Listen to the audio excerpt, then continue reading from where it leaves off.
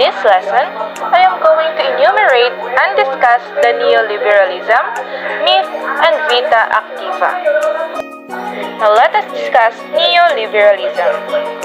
Neoliberalism is the 20th century resurgence of the 19th century ideas associated with economic liberalism and free market capitalism. Neoliberalism is contemporarily used to refer to market-oriented reform policies such as eliminating price controls, deregulating capital markets, lowering trade barriers, and reducing, especially through privatization and austerity, state influence in the economy. English speakers have used the term neoliberalism since the start of the 20th century with different meanings, but it became more prevalent in its current meaning in the 1970s and 1980s, used by scholars in a wide variety of social sciences as well as by critics. The term is rarely used by proponents of free market policies.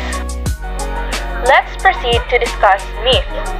Roland Barthes is a French theorist whose work discussed the sociology of science, symbols, and collective representations, among other topics. In his book Mythologies, Barthes undertakes a semiotic commentary of popular cultural objects well known in the French community, such as a steak and chips, wrestling, and even soup powder and detergents, unearthing the symbolic value of these objects in relation to their claim of universality, at times finding that some objects retain significations interrelated with the bourgeoisie and capitalist cultures. He resolves to call the cultural power of these objects myths. Barthes' work on myths writes Andrew Robertson at Ceasefire magazine, Three Figures Discourse Analysis in Media Studies. He directed his focus to certain insidious myths, particularly typical of right-wing populism and of the tabloid press. Barthes drove populist mythology as a meta-language that removes history from language, making particular signs appear natural, eternal, absolute, or frozen, and transforming history into nature. Through its normalization, we lose sight of the artifice of cable news, for example, and take for granted its formatting as a universal standard from high seriousness and credibility, as in the portentous signification of breaking news, even when we know we're being lied to.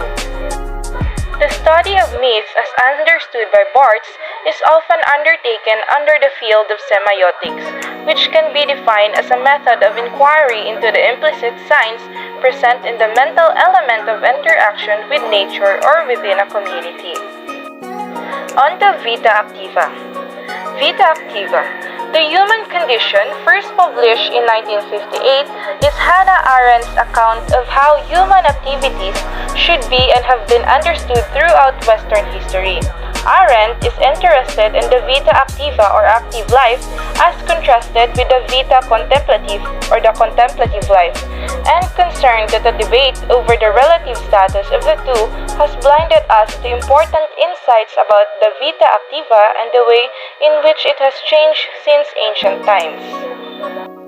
The vita activa may be divided into three sorts of activities such as labor, work, and action.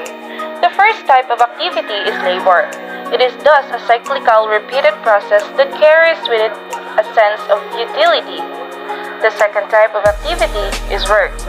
Unlike labor, it has a clearly defined beginning and end. And lastly, the third type of activity, action, is the means by which we distinguish ourselves from others as unique and unchangeable beings.